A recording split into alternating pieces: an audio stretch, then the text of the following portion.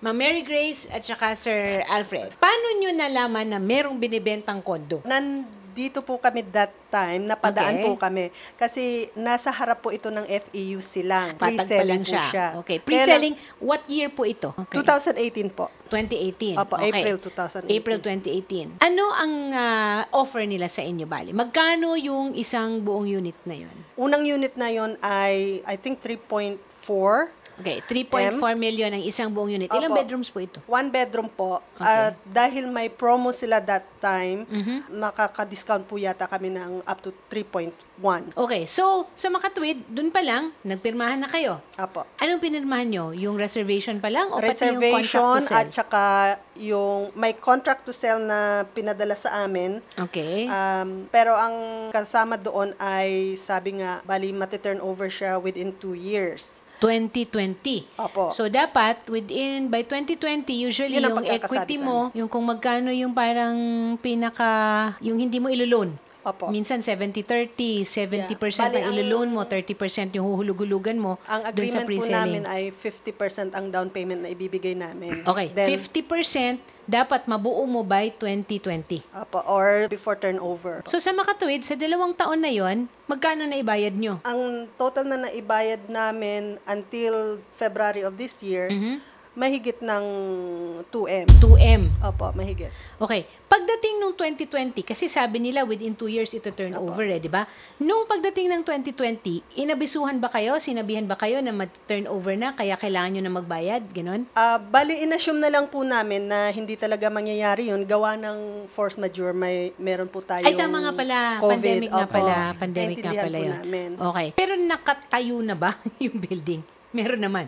Hindi naman siya na ghost. po namin na Hindi nyo na na-monitor. na-monitor. Gawa ng nasa labas na po kami ng bansa. Okay. So, kailan kayo na nakipag-ayos or nagtanong sa kanila na ano na bang lagay nito? So, nung bumalik po kami dito nung 2023, October 2023. In the meantime, bayad kayo ng bayad? Opo. Magkano ang monthly nyo na hiluhulog? Basta kung kailan meron akong pera or may extra, nagbabayad po ako ng 60 to 70K. Pero walang mintis yun. Wala po. Okay. Doon sa pinirmahan ninyo na kontrata, ano ang nakalagay doon na dapat ninyong hulugan monthly? Meron yan di ba? Ang dapat po na hulugan ay, for first 24 monthly payments is 66,136.46. Nabubuo mo ba yung 66,000 na yun? mahigit po. Every month yun? Opo. For the first 2 years? Apo. Pero nagka-pandemic? Okay. Nagka-pandemic. Nung nagka-pandemic, nagtuloy-tuloy ka ba ng pagbabayad? Nagtuloy-tuloy pa po ng bayad. At the same time, kumuha pa ako ng another unit. Nagdagdag ka pa ng sakit ng ulo. Hindi yan sakit ng ulo. Hindi yan sakit ng ulo yan. Hindi, naiintindihan natin. Kasi syempre gusto mo, yung pera Investment. na, oo. Kasi kung one bedroom ito, may mga anak ba kayo? Opo. Ilan ang anak natin? 2 po. 2. Tapos na ng kolehiyo. Opo. So, kumuha tayo ng isa pang unit. Magkano mo nakuha yung isang unit na yun? Pareho lang nun dati. Hindi po. Ito po ay studio type lang siya. So, mas mababa siya. Mas mura siya. At ang terms nila ay 20K per month at baka i-turn over na December of that year. Yun ang Of pagkakasa. 2020. 2020. 2020. Kaya lang pandemic yun, ha? Kaya po kinuha yung pangalawang unit dahil nga Oh, excited. maganda yung- Mati-turn over na pala. Di sabay na dun sa isa. Mapapakinabangan na, mapapaupahan. Yun Okay. ang isip ko noon. So, 2020 lumipas. Kailan kayo na sa kanila, nakiko-coordinate sa kanila So, ulit? nung 2023, October, nandito po kami sa Pilipinas. Dinalaw po namin yung unit. Hindi pa po ready. Pag sinabi mo hindi ready, hindi pa tapos. Hindi pa tapos. 2023 yan, ha? Pero ang email nila sa amin ay tentative for turnover October 2023. Okay, pero nung nakita ninyo, wala pa talaga. Hindi pa po ready. Yung malabo na umakyat tayo doon at tumira tayo doon. Hindi po. Wala pang mga salamin ng bintana, walang tiles, walang pintura, walang 2023. toilet, as in wala But pa po. in the meantime, tuloy-tuloy kayo Opo. sa paghuhulog. Opo. Yung kung magkano yung nakalagay, 66,000 tsaka 20,000. Opo. Okay. Although, kasi more than naman every month ang binabayad ko, nabuo na po namin yung first 50% down payment. So, Kaya nabuo po namin yun. Okay. So, naghintay na lang kami, nasabihan kami kasi ang pagkakaintindi namin, hindi nga po kami approved for Yes. bank financing, so in-house. Mag-i-start ng monthly amortization upon turnover. Nag-apply kami ng in-house financing at may email sila sa amin na as of August 2024 ay mag-i-start na kami ng monthly amortization. Okay. Ang sabi ko, i-turn over nyo. Oo. So anyway, August of 2024, sabi ko, uuwi ako ng Pilipinas ng October 31, 2024. First week of November, pwede makipagkita sa inyo. Wala po silang sagot. Okay. Naging busy na. Dinalaw nyo yung lugar? Yung mukha bang pwede na talaga i-turn over at that point? Hindi na po namin nadalaw Hindi kasi nyo na panay nakita. ang sabi ko kung pwede sana makita muna. Yeah. Ngayon, ba't hindi pa rin na-turn over daw? Wala pong clear na instructions kung iti-turn over ba talaga. Pero ang sabi nila, kailangan na namin mag-start ng bayad. Sabi ko, no. Ang usapan, we start amortizations once for turnover or at least clear instructions na, okay, turn over nyo na. Magpa-punch list na, yun ang tawag doon. Yung titingnan nyo. Hindi po inspection namin nila. nagawa yun. On January 2025, this year, kinausap ko sila, tinawagan ko sila, sabi ko, ganito na lang ang plano ko. Bayaran ko yung first unit in full, bigyan nyo ako ng balance, and then yung pangalawang unit na lang po ang problema magiging namin. in-house financing. Opo, bigyan nyo ako ng balance. Binigay po nila yung balance sa amin. So, nagbayad po kami ng lump sum. Okay. At lahat yan ay nakasulat. May Opo. correspondence, may May communication. correspondence po. They acknowledge na, ito ang dapat mong bayaran as balance, and then binayaran nyo yun. Opo. Okay. Since March 2025, almost every week may Communication ka, may email ka. ako sa kanila, kailan ang turnover at paano ako magi-start sa second unit. So, hindi ka, yan, Rio, ang sinasabi ko, hindi sila nagkulang ng pagtanong, pagpapaalala, Yes po, at attorney. paghingi ng guidance. Oo. Okay. Ang lagi na lang nilang sagot sa amin ay for audit at for validation. Tapos, ang sabi ko, bakit for audit, for validation? Liwanagin nyo sa akin. Sabi ko, hanggang sa nainis na ako, June, in-involve ko na po ang DSUD. Saka ko lang po nalaman, ito na yung naging issue, na ang ginawa pala nila ay yung lump sum na ibinayad ko Yes. po, inano nila, hinati-hati nila. So, In-apply nila as installment as installment. until 2028. So, ngayon, magbabayad ka pa. Kasi parang may kulang pa. napilitan ka ngayon na mag-in-house at ang interest ay magkano monthly? 10%, 10%. annually. Ay, nako. And compounding po. Okay, Moldex Realty Incorporated. Moldex Residences na nasa Silang, Cavite. Wala pong sumasagot sa atin. Magandang hapon po, sir. Yes, ma'am. Good afternoon po. Good afternoon. Sir, paano po ba natin ito mareresolve? Ano po ba ang mga pwede nating mga hakbang para matulungan ang mag-asawa? Actually po, may services po kami dito na pwede po nilang i-avail. Number one po na pwede nating mai-assist yung mag-asawa po is through the conciliation. Conciliation muna. I agree. Yes, opo. Mag-usap yes, muna. kasi para at least, baka po kaya pa naman sa pag-uusap para maiwasan na po yung mga technicalities at saka syempre medyo Yes. mahaba-habang usapan din po kung mag-file na sila agad ng case. Well, sa records din po namin, actually, nag-file na rin po ng complaint dito Sila Ma'am Mary Grace at Ma'am saka Mary Alfred Grace. Alejandria. Yes, opo. Oo. At yung office po ay nagpadala na rin po ng notice to comment dun sa Moldex Realty. Kaya nga lang wala pong sagot. Ang purpose po talaga nitong notice to comment is actually para lang, ganun pa rin. To get Malay po natin yes. kasi, yes, baka po internal, silang dalawa. Yeah. Habang pinaprocess po namin dito yung complaint din na Mr. and Mrs. Alejandria, baka po nagkausap na sila. So, may mas shortcut kumbaga. Yes. Unfortunately nga po, yun nga, walang sagot po yung wala kami na-receive po na comment ng Moldex as of now. How long are they given by you po to reply? Mga within 15 days, gano'n? Yes, normally Okay. po within 15 days lang po yan. And how many Tapos, times are they called? I mean, parang ilang beses silang binibigyan ng pagkakataon? Once lang naman po yung Okay. pagpapadala natin ng notice to comment. After that, pwede po kasing mangyari is pwede natin silang i-schedule for conference na considering na wala pong sagot yung kabila. Or yung sina Mr. and Mrs. Alejandria po, pwede rin silang mag-file na sa 8SAC. But since available pa naman po yung conciliation, Yes. baka pwede pa nilang i-entertain yung ganong idea. Oh, I also would suggest na dun muna tayo sa conference, Exactly. conciliation, kasi Yes, para po. makuha natin, tama po ba ako, Doc Louie, makuha muna natin lahat ng necessary documentation to, Yes, po. to establish kung what are the rights and obligations talaga, depende doon sa kanilang napirmahan. Yes, Or, actually, tama po yun. oo. Oo. Kasi, Or another thing is, malay po natin during the conciliation conference talaga, edi magkaroon po sila ng amicable settlement. yes. What are the lookouts or for buyers? Kasi lalo na pag OFW, malayo sila, wala sila dito. What are the necessary steps na to protect themselves? Unang-una, I guess, the contract to sell, no? Or contract to, Yes. Aside from that, po, attorney, number one talaga dyan, kailangan nilang alamin kung ito ba ay may registered, Ay, ayun kumbaga pala. may certificate of registration Tama, and oo.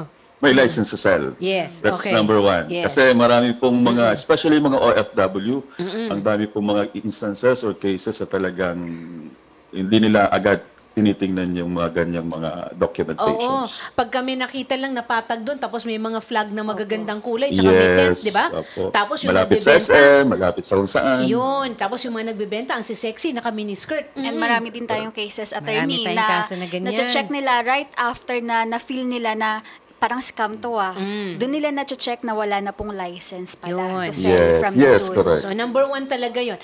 That's Sir, number saan one. nila makikita yung license na yun na legit? Kasi baka mamaya pakitaan lang sila ng kung anong certificate, artificial intelligence. Normally po, attorney, nandiyan naman yan sa mga pinupost nilang mga Okay. mga tarpaulins. May Requirement number, po kasi yan. Okay. License to sell number.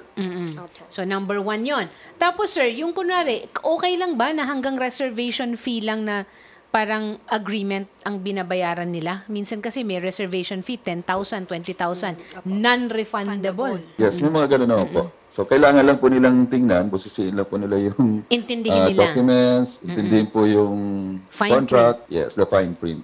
Okay. Normally po kasi hindi na yan binabasa yung mga maliliit na mga Yes. provisions. What about when there is already a conversion, or rather, pag nabayaran na nila yung portion na equity, usually, di ba, either 70-30, 80-20, kung minsan, kung maganda yung offer.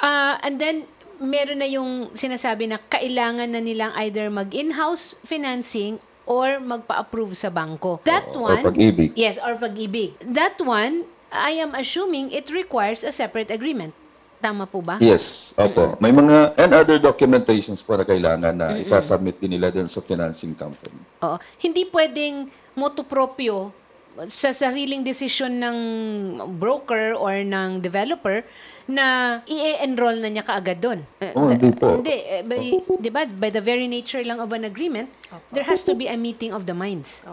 Ang pinakamagandang sinabi ni Sir Louie doon is that they've had mga ganitong kaso at naayos naman. Okay? So, hindi naman Yes. kailangan na kaagad tayo. Yung kasuhan natin, yung mga ganyan kaagad. Doon muna tayo sa hanapin natin kung ano yung pinakamainam. Sir, ano naman ang masasabi nyo dito? Ha? Ikaw ba'y sumang-ayon nung bumili? Desisyon mo ba ito? Hindi po, sangayon naman po ako sa... Sangayon mo. Opo, Oo. sangayon naman ako sa Na kanyang nung mga- binili yon. Opo. Oo. Nalulungkot lang nga po kami dahil doon sa nabili namin ni hindi Oo. tumutupad sa Gaano usapan. katagal na po kayong mga OFW? Gaano katagal na kayo nasa labas? 2001? 2001. Uwi na kayo dito. Oo, tapos na mga bata. Ito rin naman kasing ating mga developer at saka mga broker. Kung minsan, basta mapapirma lang ng benta. Tapos kulang na. rin sa paliwanag eh. Yun nga po ang isa sa mga nire-raise kong ngayon, lalo na ngayon. Dahil gusto nilang mag-turnover, dahil panay ang kulit ko, turnover nyo ba o hindi. Gusto nila, pumirma muna kami, saka magkakapag-schedule ng inspection and or turnover. Yun po ang sinabi nila. Sabi ko, no. Before kami pumirma ng kahit ano, gusto muna namin makita, masatisfy man lang kami. Tama. Kasi may mga narinig po ko sa mga kaibigan ko na nandoon, nagkaroon po ng maraming problema yung building. May leak, may electrical malfunction, at kahit nire-report, ang tagal pong aksyonan. So sabi ko, kung ganyan pala ang mangyayari, well, I'd rather do my diligence na inspectionin na mabuti or Yes. even bring my own engineer. Yun. Ayaw po nila. Yan. Gusto nila, pumirma muna kami. Ay, hindi. Doc Louie, ano ang karapatan ng mga buyers para i-impose yun? Ako, I believe, ano talaga nila, right nila, di ba? That's, I think you call it a Yeah. punch list, no? Yung, Opo. okayhan mo, yung okay ba, umaandar ba, tubig, yung ganyan. At kung may makita sila na hindi tugma, Satisfactory. oo, anong recourse po ang pwede nila dito? Yeah, actually, pwede po nila yan, erase nila nga sa kausap po nila, sa developer, para maayos. Kasi, syempre, dapat kung ano yung nakalagay po sa contract na specifications, Yes. yun po yung dapat na makuha nila. What about the right to bring their own engineer? May kamag-anak sila kunwari na engineer, di ba? Pwede rin Yes, naman. ma'am. Yes, attorney. Hindi naman yan prohibited, actually. At saka Tama yung, nga yan. bawal naman yata na pilitin silang pumirma ng terms Exactly. Okay? Yes po. Actually, attorney, I would recommend na makipag-coordinate po na lang ulit sa amin or we will coordinate with sa kanila po, kina Mr. and Mrs. Alejandria, Okay. para dun sa schedule. Moldex Realty, bukas po ang tanggapan ng Raffy Tulfo in Action para rin po marinig ang panig ninyo. Hindi naman po ito para magkagulo ang mundo. Ang hinahanap po natin ay kung ano yung maganda at maayos na pag-uusap para sa kapakanan ng lahat. Okay naman po sa inyo. We go the administrative recourse. Nais ko lamang po ma-clarify para Sige. fair naman po. Actually, sumagot po ang Moldex kasi pinaghiningan po sila ng sworn statement. Okay. Sumagot po Okay. ang Moldex. Saka ko lang po nalaman nga po na Na in-apply nila. yung monthly. Kaya saka ko lang nalaman na gayon. Pero So, after na in-admit ng Moldex yung ginawa nila. Opo. Okay. After na sumagot ako sa kanila, hindi na po, wala na pong reply since then. Reply. Tumawag po ako. Ang Ayaw na. pagkakasabi po sa akin ng DSUD ay voluntary po kasi ang face-to-face conciliation. Kung ayaw makipag-cooperate ng the other party, wala po sila magagawa, which I can understand. Okay. So, paano kung ganun, Doc Louie? Kung ayaw humarap ni Moldex, Actually, decision po ng complainant, we could reschedule it kasi baka by this time hindi pa talaga ready yung other parties. Hanggang second Yun din session ang- po, pwede pa po yun. yun din ang duda ko eh. Baka hindi pa sila handa na mag-turnover. So, delaying tactics ito. And we should Na, have been kung talagang prepared. after the second conference attorney, wala pa talaga, Then then go. pwede po siguro i-elevate na, yes. File na ng adjudication. We give them one more chance. Opo. And then, Yeah. pag wala, Adjudication commission na po, mag-file na Okay. sila ng case. okay. And we will assist you naman po pagdating dun sa ano. Ako rin, go ako dun sa conference muna so that we can look at, and this would, ang office ni Doc Louie can look at all the documents that you have Yes. para mas ma-facilitate Opo. natin if, kung ano pa, ang mga Gusto lang namin i-consult din po ano ang chances ng refund. Kasi after all the frustration namin, emails, nang-aaway na nga po ako talaga eh. And it is recorded sa mga emails ko. Kasi nga, gusto ko ng reaction. Oo. What are the chances of a refund, if Refund there na is lang an po. inability to turn over? Well, tingnan po natin muna yung mga documents bago po tayo para sigurado po tayo kasi titingnan din natin Depende yung, sa ba kontrata. yung mga grounds Opo. natin. What- Yes, the exactly. fine print. Yung kontrata. The fine Yeah. print. Isa po yan sa mga concerns na pwede nating ilay sa table once na nakapag-schedule na po tayo ng conciliation conference ulit. Okay. Maraming salamat po, Dr. Louie Salamat po, Odamar, ang Legal Okay Officer po. and Homeowners Association Division Officer. Salamat po sa pagtanggap ninyo ng Sure po, tawag. anytime po. Ko-coordinate po namin ang pagpunta ninyo sa DSUD. Thank you po. Apa. Okay? So, kalma lang. Chill lang muna tayo. Walang problema. Makikipag-coordinate po tayo sa DSUD. Attorney, in fairness naman po sa DSUD, lahat po ng inilalapit natin sa kanila talagang Nare-resolve eh. Yes. Mabilis po ang Yes. sagot ng DSUD Yes, actually. opo, ayan. Maraming salamat, ma'am. Okay. Grace and Alfredo sa inyo pong tiwala sa programa. Salamat Sige. po, maraming. Okay. Maraming salamat. Sige po. Maraming salamat Mabuhay po din po. kayo.